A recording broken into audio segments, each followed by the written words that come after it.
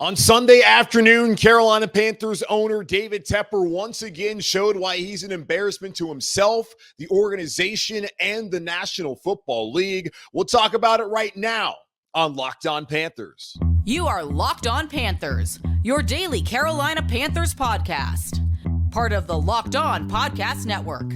Your team every day.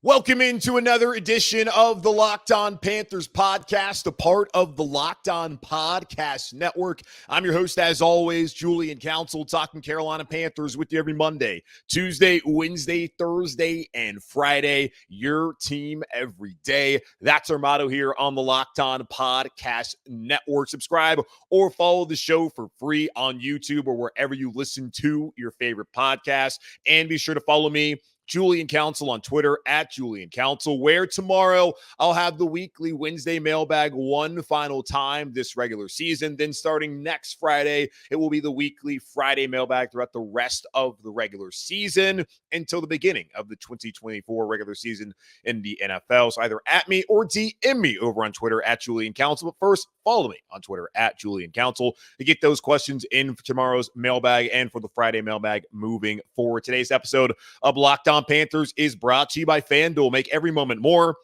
Right now, new customers get $150 in bonus bets with any winning $5 moneyline bet. That's $150 if your team wins. Visit FanDuel.com/lockedon to get started. Okay, let's talk about it. We did not talk about it on yesterday's show because I had not seen the video, which I'm sure all of you have seen, of David Tepper, the Carolina Panthers owner, throwing a drink onto a fan at Everbank Field yesterday after the Carolina Panthers, or during the Carolina Panthers 26-0 loss to the Jacksonville Jaguars. There's been a lot of reporting about how it appears. There's no appear. It's quite clear that David Tepper took his beverage and threw it out of the box onto fans at the stadium yesterday during the game. It is yet another example how David Tepper, as the Panthers owner, this is not discussing David Tepper as a businessman on Wall Street or who he is as an individual. This is just simply looking at David Tepper as the Carolina Panthers owner. He showed once again on Sunday afternoon on New Year's Eve why in 2024, he remains the biggest problem for the Carolina Panthers. He cannot get out of his own way. And that is a massive problem for the entire organization, for all the fans who love this team and tune in every Sunday hoping for better days. It's a problem for a lot of people involved because David Tepper is not going anywhere. He is the owner of the Carolina Panthers for the foreseeable future until he either passes or sells the team. But it does not look like either one of those things are going to be happening anytime soon. And I certainly do wish David Tepper continued health and prosperity. But I really wish that David Tepper would just figure out how to fix the football team and to get the hell out of his own way. He showed on Sunday why he's an embarrassment as an owner to himself, the Carolina Panthers organization, and to the Shield, the National Football League. David Tepper, because he is rich, came into the league as the richest owner. Now he's second behind the Walton family, who owns the Denver Broncos. But because David Tepper made a lot of money on Wall Street, gambling in the market, basically making a ton of money, he believes, because he's rich and now owns an NFL team, that he's entitled to win football games in the National Football League. But that's not how the NFL works. The Panthers under David Tepper are now 31-67. All the money that he has not brought the Carolina Panthers any sort of stability or success on the field on Sundays, occasionally on Thursday, and one time, I believe, on Monday night during his tenure. That has not happened yet. Just because he has money does not mean he's going to win. But the NFL, this is a league that is designed for all of its teams to go 8-9 or 9-8, to be right there hovering around 500. That is what the league is designed to be. What separates the best teams from the worst teams is the quarterback, the head coach, the ability to identify and draft talent, and of course, ownership.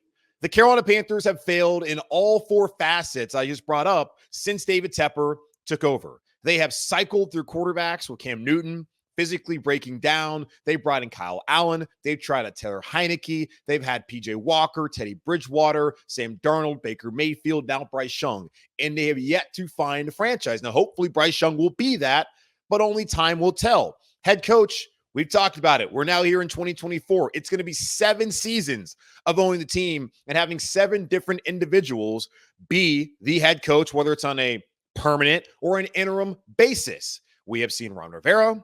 Then we have seen Perry Fuel. We have seen Matt Rule. Then we have seen Steve Wilkes. We have seen Frank Reich. Right now it's Chris Tabor. Who's next? We will find out if it will be 8 years and 8 coaches here in Carolina. He has not been able to figure out that portion of it when it comes to general manager and identifying talent and drafting talent. For whatever reason, he kept Marty Hurney around for a season too long. Doesn't feel like what Hurney did that one year has impacted the franchise in a positive way. And we have seen that Scott Fitterer, his handpicked general manager, has done an awful job in identifying talent in the draft and bringing him in. And then looking at free agency, he also has not done a good enough job. And for whatever reason, sitting here today, he remains employed. And I'm wondering why 5 weeks ago, when Frank Reich was relieved of his duties, why Scott Fitterer wasn't also a part of that press release, and what has changed in the last 5 weeks and heading into next week on Monday to change David Tepper's mind to not bring back Scott Fitterer. So I'm just wondering what all of that is. And of course, the owner. We have seen multiple execs leave mysteriously. We saw it played out in Rock Hill. We've talked about the amount of change at quarterback, at the head coach position, David Tepper being an active participant when it comes to the Carolina Panthers football decision-making, when he has no football acumen or any right other than he's rich and owns the team to make the kind of decisions that are being made that are clearly holding back this franchise. 31-67, y'all. But then you go to Sunday, throwing a drink on a fan. And I understand that it's quite possible that there was a ton of foul things being flung from the Jaguar fans' mouths into that booth. But David Tepper has the ability to close the windows. David Tepper is in a position where he can isolate himself from that. Let's go back to when he fired Frank Reich. And Scott Fowler of the Charlotte Observer not being able to ask a question. David Tepper stepped up there to the dais and did not answer a question from someone who's been critical of him and who's been around for every major event with the organization since it first came to Charlotte. He can isolate himself from that, but he can't isolate himself from fans hurling whatever insults, and maybe the fan deserved it. But when you own a team and you sit in that position, you represent more than yourself. You represent the organization. And more importantly, really, as far as the NFL is concerned, you represent the shield. And he embarrassed himself, the organization, and the NFL by conducting himself in that way. David Tepper continuously feeds in to his worst impulses. We have seen it with the way the draft went. You cannot tell me that Bryce Young was never going to be the choice. That's who David Tepper wanted. David Tepper wanted Bryce Young. If he wanted C.J. Stroud, he'd be here. If he wanted Will Levis, he'd be here. If he wanted Anthony Richardson, he'd be here. And if he wanted Jalen Carter or anybody else, they would be here. Those were David Tepper decisions. He continues to feed into these impulses, and they're holding back the organization. And we saw it again on Sunday. And one thing that really stood out to me in that video is Scott Fitterer standing there, emotionless, just being a bystander, having no reaction. Why is that? Probably because Scott Fitterer has seen it before. You think Frank Reich is happy that he's gone? I would think so. He's got a ton of money. He does not have to meet weekly with the man that volatile, who has now twice had outbursts on the road. Think back to the Titans game right after the big F-bomb. And I'm not saying that David Tepper can't show emotion. We know that when the Panthers lose, he said it, he gets pissed off. I understand that. I appreciate the owner having that much of a care factor, but it's a little bit too much, obviously, when you're throwing drinks on fans. So David Tepper has to control himself, but he has not been able to do that And it seems like there's no one within that organization that can control him and get him to understand that he's the problem. Until that becomes the case, well, this is what you get. An owner who's caught on film throwing a drink on a fan and is lambasted across the entire league, and sitting here at 150 on New Year's Day has yet to offer any sort of statement or apology. It's almost been 24 hours and we haven't heard anything. Crickets, silence. I'm used to the Hornets doing that. At least the Panthers typically will stand up. I'm used to the Hornets showing that kind of cowardice. But apparently David Tepper is one who's showing the cowardice today. Embarrassing. Absolutely embarrassing. And honestly, none of this really should surprise any of us, considering all the stories we heard about this man when he bought the team. We know about the revenge house, his old boss who fired him, didn't get along with him. That guy gets divorced. His wife somehow gets to Hampton's house. David Tepper buys that house from her, razes it to the ground, and then builds a house twice the size. We have heard, of course, about the brass testicles that he would have on his desk. And we've heard about David Tepper going to a restaurant thinking, you know what, if there's that a-hole waiter, I could just buy the place and fire him. Never mind that that person financially could be ruined by that. But David Tepper, that's his impulse. And people looked at that, they laughed, but in reality, all it is crass behavior. And that's the individual that you're getting in this ownership role week in and week out here in Carolina, and why, again, this team is 31-67 since he bought it. Looking at yesterday and how things played out, if you're a general manager candidate, do you want to be sitting there in a booth with that man, having those kind of reactions when the team loses? If you're a head coach, do you want to be having to meet with that man every single week to break down what went right, what went wrong? Is that who you want to work for? Couldn't be me. Couldn't be me. The money's nice. But if you have another opportunity, and this has been said from the beginning, why would you choose Carolina, especially after what we saw play out on Sunday afternoon in Jacksonville? David Tepper's an embarrassment as an owner to himself, the Panthers, and the NFL. And Lord, I hope here in 2024 it gets better. But there's a fitting end to 2023 to see what David Tepper did. And we'll see what the NFL does if they react. Last time we saw an owner have some sort of outburst like that and be punished for his interaction with a fan was Bud Adams, the former Houston Oilers and then Tennessee Titans owner, who back in 2009 gave the double bird to some Eagles fans, which, hey, man, it's the Eagles, so I get it. But he was fined $250,000. Maybe it will be the same for David Tepper. Maybe he'll be suspended and not able to go to the game on Sunday. I don't really know what that's going to do. I don't really know what the NFL can do to David Tepper other than take his team away. And for throwing a drink on a fan, I don't think that's clear to me. Apparently it's assault. That seems ridiculous. But hey, we live in an extremely litigious country nowadays where you can be sued for anything. That seems kind of crazy. That's assault, but sure, I guess. It's inappropriate. Under no circumstance should an NFL owner do that. Really, anybody should do that. But we know people say things all the time that they're deserving of having a drink thrown in their face, or maybe even being, but I'm not trying to sit here and condone that behavior. I just find it interesting that can have that kind of legal ramifications for anyone in the country. But yeah, what can they really do to him other than take away his team? And I don't think this is going to be enough at all to take away his team, especially when you consider what Daniel Snyder did. And, oh, yeah, the last guy on the team here, Jerry Richardson, did to lose their teams in the NFL. So, yeah, he's an embarrassment to himself, the team, and the NFL. Now, there's two questions I do have coming out of that game and moving into the offseason about two guys that are former first-round picks here in Carolina. Ikem Ekwonu, J.C. Horn. Both of them have had their own struggles this season, one with health, one with just overall performance. What does the future look like for them under a new coaching staff here in Carolina? We'll talk about that here in just a moment on Locked On Panthers.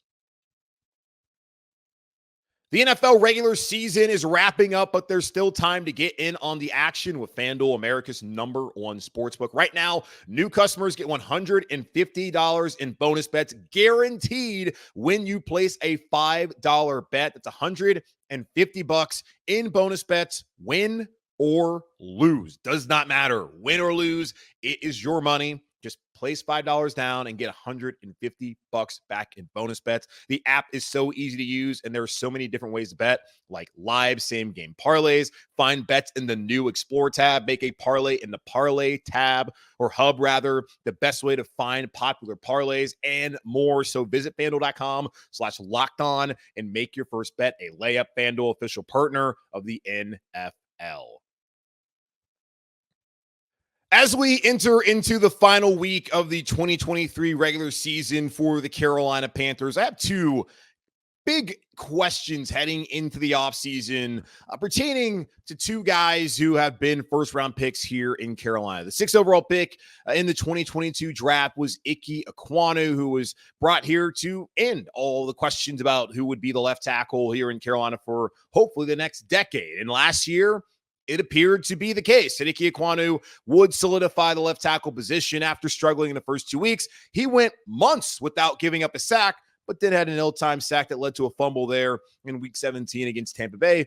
But overall, people felt good about Ikem Ekwonu. Could he potentially one day move into guard and be a better player there? Maybe, but could he play left tackle and be just fine, be an upgrade from the Byron Bells, the Nate Chandlers, the Mike Rimmers, the Matt Khalils, the Russell Okung's, the blind sides of Mike Galore? Could he be better than that for the Panthers? That was the hope. And Carolina had tried to go out there and to draft the Greg Little in the second round. They even drafted Dennis Daly and give him an opportunity. They had tried to do the free agency thing, but they had not drafted a tackle in the first round since they drafted Jeff Ota back in 2008. And of course, Ota didn't necessarily work out. And looking at this season, looks like maybe Ikem Ekwonu is not going to work out. There's questions too about the Carolina Panthers 2021 8th overall pick, that being J.C. Horn and his inability to stay healthy, and what the future for him and the cornerback room looks like moving forward into the offseason with a new coaching staff and maybe even a new defensive coaching staff. But we'll talk about J.C. momentarily. But one of the big questions and really big stories coming out of the game on Sunday, aside from the Panthers being shut out for the first time since 2002 and David Tepper acting like a petulant child in his owner's suite throwing a drink on a fan, was Ikem Ekwonu just being awful yet again. David Newton of ESPN.com, the Carolina Panthers reporter, tweeted this out on Sunday saying the 2 sacks by Panthers left tackle Ikem Ekwonu in the first half gave him 18 on the season on his pass blocks. That's the most by any player in the NFL, regardless of the position, per ESPN Analytics /NFL Next Gen Stats. Buddy, that's not good. It is very difficult to convince anyone that a player who's given up 18 sacks in a season to come back and to have a starting role on the offensive line, but especially at that position. Now, I have talked about this a couple times, and I have said that it's not necessarily as simple as you move Icky inside to guard. There are other ramifications to doing that when it pertains to the rest of the offensive line. Looking at the contracts, Ikem Ekwonu heading into his 3rd season, which will be important because Carolina Panthers, whether it's Scott Bitter still as a GM or whoever the head coach is going to be, whoever the new GM is, if they hire a new general manager, they're going to have to make a decision on what to do come May 2025 with Ikem Ekwonu and the 5th-year option. Right now, the way he's played, it's hard to make the argument that he should be given the 5th-year option. But he has another year left to play.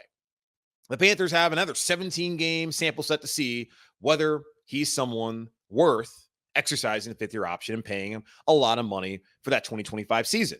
Or I guess it'll be 26 season. Yes, 26 season. So we'll find out about that next May. So we got a while. We got a ways to go before that is figured out. But he's under contract. Look at Brady Christensen, who is a starting left guard here in Carolina. Tore his bicep week 1. Haven't seen him the rest of the year. Will be back next year. He'll enter into his final year of his rookie deal. He's a very cheap player. He's been an experienced starter. Yes, he was the lowest graded offensive lineman for the Carolina Panthers during the 2022 season, but he's a player that you're not going to move off of because of how cheap he is and the experience that he does have as a starter in a league that is desperate for any sort of offensive line talent. Brady Christensen to be back. Now, Bradley Bozeman, he is a player who has not played well this season. He has come out and said that he is more comfortable in a downhill blocking scheme. What the Carolina Panthers have utilized has been a wide zone run scheme. For whatever reason, the coaching staff looked at this offensive line, believed that this offensive line could work with this scheme, and that has not been the case. So it's the coaching staff's fault. Part of it could also be the evaluation of the offensive line. But we have seen in the past, they've been successful getting downhill and running the football. Have they been the best pass blocking offensive line? Of course not. But they have been serviceable, and they've been an offensive line you can win games with. We have seen that in the past. That has not necessarily been the case so far this season. Taylor Moton, $24 million of dead cap if you let him go. And who's going to play right tackle? That's just a non-starter. But the one position I'm looking at, though, is that right guard position and Austin Corbett. Now, there are some decent salary cap ramifications for Austin Corbett. If you cut him pre-June 1st, you got a ton of dead money, and you don't save any cap space. You actually lose about $1 million of cap space for the 2024 season. So that's just not something you can do. But post June 1, trade or release, there are some options. Carolina Panthers would take on $3.8 million in dead cap in 2024, then $7.7 in dead cap in 2025, while they would save $6.2 million against salary cap in 2024. That's a decent amount of space. And when you look at the fact that Austin Corbett has torn his ACL last year, week 18, he's torn his MCL. That's back-to-back seasons with significant injuries to his knee. And we're likely looking at a new general manager and a new head coach. Are they married to him? I wouldn't think so. If Scott Fitterer's back, then Scott would be more likely to bring him back, considering that Scott's the one who restructured his deal last year. And it was very interesting to see him restructure Corbett's deal and also sign back Bradley Bozeman, but then move on to go draft another guard in Chandler Zavala. The Carolina Panthers, the last two drafts have gone out there, really last three drafts, have gone out and drafted Deontay Brown, who's a guard. They've drafted Brady Christensen, who's played as a guard. They drafted Ikem Ekwonu, who people think should be a guard. They have drafted Cade Mays, Chandler Zavala. They've gone out and gotten so many guards. So why are you restructuring a deal for a player who has a torn ACL? He's going to have to be rehabbing all offseason, and a player that Scott Fitterer had to known wasn't going to be ready to go come week 1. That is now, in a way, complicated things. If it's a new general manager, it's not too complicated. The Carolina Panthers can let him go post June 1 designation, whether it's a trade or release. They can keep Taylor Moton at right tackle. They could move Brady to right guard if they want to do that, or they can move Icky to guard, but they can put Icky at one of the guard spots, and we'll see what they do with Bradley Bozeman. My thought is Carolina Panthers should try and draft a center. They have not done that since they drafted Brian Khalil. We'll see what they do. They don't have much draft capital. Maybe Bozeman will be better next year. He doesn't have an out in his deal until 2025. So we'll see how that works out. But that could be the easiest thing to do. But then what do you do at left tackle? Because it's not really easy. Like, that's not even the right term. It's not as simple. It's not as easy as a lot of people want it to be. Okay, get rid of Bradley Bozeman, but who plays center? Can you draft someone who's going to come in and start week 1? Can you find an upgrade? I don't know. Are you willing to be patient enough to let that guy go through the ups and downs of trying to play that position, a very important position in the NFL? Does Icky actually fit in better at one of the guard spots? Will he be an upgrade over Austin Corbett? Will he be an upgrade over Brady Christensen? We don't know. We just assume that would be the case. So those are things that you say out loud and believe, it's going to be this simple. If it were that simple, the Carolina Panthers wouldn't continuously be one of the worst teams in the NFL. They would be far more competitive if it was that easy. Clearly it's not. But at left tackle, what do you do? If it's not going to be Icky, you're going to bring in a free agent. Looking at Spot Track, they have 4 guys who are listed as pure left tackles. That's Tyron Smith of Dallas, who's 33 years old. That's Dwayne Brown of the New York Jets, who's 38. It's Cornelius Lucas of the Washington Commanders, who's 32. And Donovan Smith of the Kansas City Chiefs, who's 30. Aging tackles. Carolina Panthers, they've already crossed that box out before, and we saw how it worked out with Russell Okung. Do they really want another aging tackle? Probably not. Okay, draft.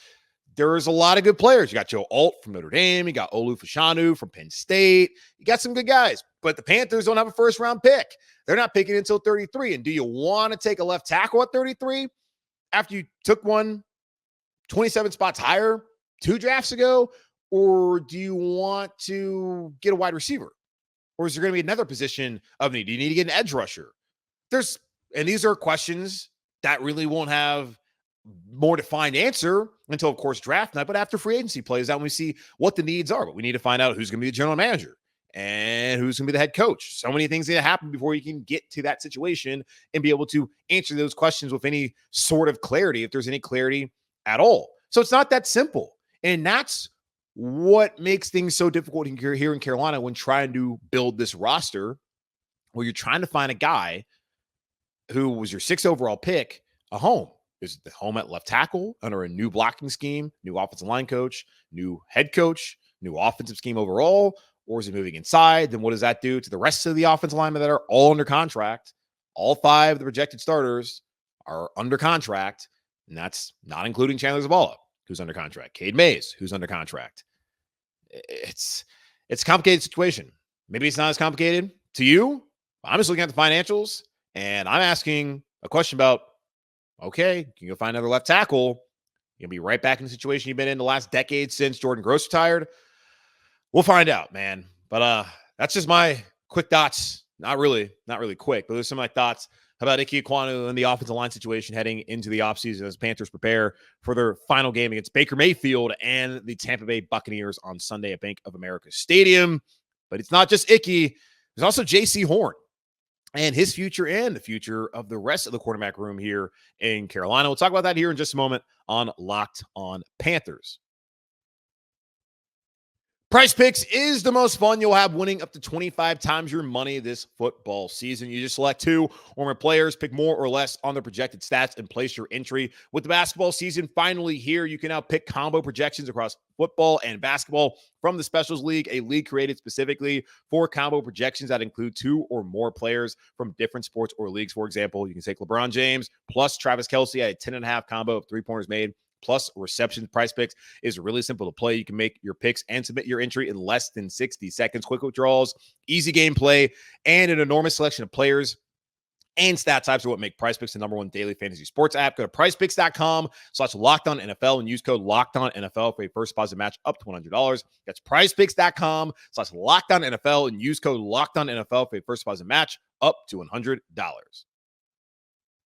The Carolina Panthers have questions on the offensive line heading into the offseason. The primary question is what to do with Ikem Ekwonu. They also have questions in the cornerback room and what they're going to do with their former first-round pick, J.C. Horn, what his future here in Carolina. Now, there could be the same defensive staff here in Carolina next year. Jero Verrill is under contract. All these coaches are really under contract, but will they all be retained by the next head coach? Well, the answer clearly is no. They will not all be retained. We know the offensive staff, they're going to be gone very soon. Next Monday, Key Card Monday, Black Monday, they call it, but Key Card Monday, I think that's a little bit more fun. But it's really just going to happen to Key Cards. It's not going to work. And hell, it might even be Key Card Sunday, right after the game, about 4 o'clock, 4:05 Eastern, whatever it's going to be. Just go ahead and let them know, hey, pink slip, here you go. Appreciate your hard work. Best of luck in your future endeavors to everyone on the offensive staff. Now, defensive staff, there's a little bit more complicated question. Now, Jero Verrill should be getting head coaching interviews elsewhere, and I think he should be a head coach somewhere in the NFL. And if he is, well, I think a lot of the guys on the defensive coaching staff here in Carolina are going to be following him elsewhere. Now, it's possible that the next head coach wants to keep some of these guys. There's a good chance that the entire defensive staff is wiped out. There's also a decent chance that they could be retained. We'll see how that works out. So that's important to understand as we have this conversation about J.C. Horn and the rest of the defense, but really the cornerback room here in Carolina. Now, again, I have to preface this by saying we don't know whether Scott Fitterer is going to be the general manager. The fan base has fired him, but the owner has not fired him. In the last 5 weeks since firing Frank Reich, I don't know what has really changed between then and now, and then heading into Sunday, then really Monday with Scott Fitterer and David Tepper. Fitterer was right there watching Tepper's temper tantrum as he threw a drink on a fan on Sunday in Jacksonville. I don't know what their relationship is. I don't know where he stands. He's been given no assurances that he'll be back next season. But if that's the case, why is he still here? What exactly can Scott Fitterer even do with the roster right now? I mean, they're still signing players. I guess, yeah. You saw they signed Il Manning off of the practice squad there in San Francisco. They had to place Amari Barno on IR. So there's a couple in-season things still going on. someone else couldn't have done that. They couldn't have Dan Morgan do that, or Samir Suleiman do that in an interim basis. I don't know. But looking at it with JC Horn, he missed on Sunday. He was questionable with a toe injury. He was active, and then close to the game said, actually, no, I can't go, which meant that CJ Henderson, who was inactive for the second week in a row behind Shaquille Griffin, he was not able to play. So had JC Horn come out earlier and said, hey, actually, I can't play, Henderson would have been active, I believe. Would have made sense. That would have been the case, but it was not. So Horn missed his 12th game of the season so far. Well, I guess actually 11th game of the season. He's only played in 5 games so far this season, and maybe he'll miss the 12th game. But so far, we have seen JC Horn play in 21 out of a possible 50 games during his 3-year career here in Carolina. He has missed 29 games. For your top 10 pick at a position of major need across the NFL to have missed that amount of time. That is just not a situation that anyone could have foreseen, and a situation the Carolina Panthers can afford to continue moving forward. Now, can they get rid of JC Horn? Sure. Would I advise it? No. There's one more year left on his deal. Well, yeah, there's one more year left on his rookie deal. The Carolina Panthers clearly, come May, are not going to exercise that 5th-year option, nor should they. He just has not been out there enough. When he plays, he's a good player, but we have not seen JC Horn play nearly enough to warrant him getting probably like $11, $12 million come the 2025 season. I hate to say it. That's just the reality of the situation. You can't exercise a 5th-year option. Now, the rest of the group, you have CJ Henderson, Shaquille Griffin, and Troy Hill, who are all going to be free agents. Now, it's possible that guys like Griffin, maybe Hill, could be back next year if it is the same defensive coaching staff, but I'm sure they're going to look at other options, and I think the Panthers overall should look to upgrade from those guys when it comes to the cornerback room. Deshaun Jameson, who's played in 104 defensive snaps, he is also going to be back next year under contract. So it's him, it's Horn, and it's Dante Jackson. Dante, there was concern, of course, about him because he's dealt with the turf toe back in 2020. He had the hand, I think it was a groin injury that cost him a season. Then he had, of course, the Achilles last year. So coming off of all those injuries, 3 straight injury-plagued seasons, could Dante Jackson come in and be healthy? And he has been healthy. He's played and started in 15 games. I imagine he'll be out there ready to go, play in 16 games this season. And you can get 16 games out of Dante Jackson, really out of anybody. You're happy about that. So Dante, a job well done, but it's not like he has been that great for Carolina. He has allowed 65.5% completion percentage when targeted, which is second worst in his career. He has given up 12.9 yards per completion, which is about middle of the road what he's done so far in his career. His passer rating allowed is a career worst, 109.1. Only has 5 pass breakups, a second lowest in his career. And this would be the first season, if he does not get an interception on Sunday, where he has gone without an interception. And a lot of that really, it's just luck, it's talent, but a lot of it's also luck. Now, looking at Dante Jackson's numbers, and again, got to figure out who's going to be the general manager, who's going to be coaching on the defensive side of the ball. Pre-June 1, trade or release, the Panthers could get rid of Dante Jackson and take on $9.7 million of dead cap and have a $6 million cap savings. Now, if they do it post-June 1 trade or release, it's going to be split in a dead cap. It'd be 5.1 in 24, 4.5 in 2025, and then saving $10.6 million in salary cap space. That is enticing. And I am someone who, honestly, I would rather them just eat all the dead cap this offseason. I don't want to split it. I just want to eat it all. The cap space is great, but this is not a football team that is competing for anything in 2024. I'm sorry. It's just a reality situation. This is not a football team that is going to be competitive. There are too many things that they need to fix in this offseason and moving forward for the Carolina Panthers to be competitive, even in a bad NFC South. Will they be the worst team in the NFL next year? I certainly hope not. But I do not think they're going to be competing for the NFC South title or a division or for a playoff spot in 2024. I know hope will be sold throughout the offseason, and it's the hope that kills you. It's the hope that also keeps you coming back. I just don't see it. So for a team that's not going to be competitive in 2024, you need to just eat the cap and not spread it out just to have another football team that's no good, because they keep doing this. They keep restructuring deals, keep taking on dead cap, but not really taking it on for that one season and moving forward and cleaning the books. They just keep trying to move things around, bring in players who turn out to just not be good enough, and the team can't get above a 7-win total. So I just think they need to eat that money this offseason. Now, corner, JC's back. Jameson, he's going to at least get a chance to try out for the team. Don't think Henderson's back. Griffin, Hill would depend on what the coaching staff looks like on the defensive side of the ball, but I would guess those guys are also going to be gone.